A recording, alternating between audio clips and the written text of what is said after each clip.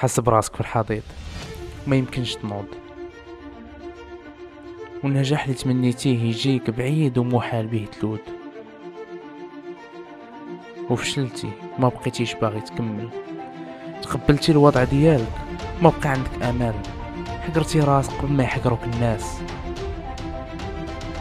وشنو خليتي ليهم من غير انهم يحقروك ويستحوذوا على افكارك ومشاعرك؟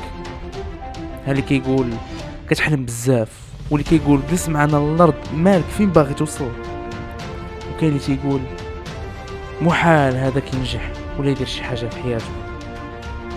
ما تخليهمش يكونوا على حق، فيك الطاقه وعندك الاراده، وحتى واحد ما تعرفك قد راسك. واحسن جواب لهاد الناس هو شوف ليهم في عينيهم وتبسم وقول في خاطرك خليو الايام توريكم شكون انا. خلي كلامهم وتصورهم ليك النار اللي تيحركك وتيحرك العزيمه ديالك. خدم كل نهار واعطي جهدك ونواعدك غادي توصل.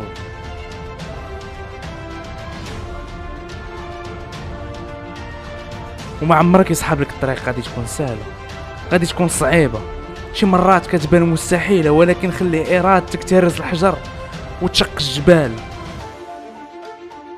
خلي الهدف ديالك ما بين عينيك، ومهما صعبت الطريق الجائزه كاينه في التالي.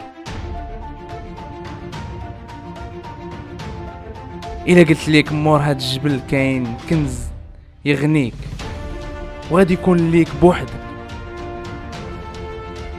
الا تسلقتيه والطريق صعيبه وكلها شوك، واش ما غاديش تصبر وغادي تبقى حدايا؟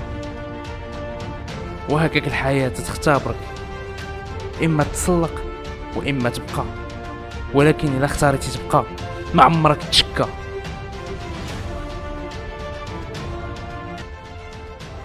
الى عجبتكم الفيديو ديروا لايك وشاركوا معايا ارائكم في الكومنتات، وما تنساوش تشتركوا في القناه واكتيفوا الجرس باش ما تفوتوا حتى جديد. نقترح عليكم كذلك تشوفوا هذا الفيديو وانا متاكد غادي تفيدكم. شكرا على المتابعه، ابيانتو. الى عجبتكم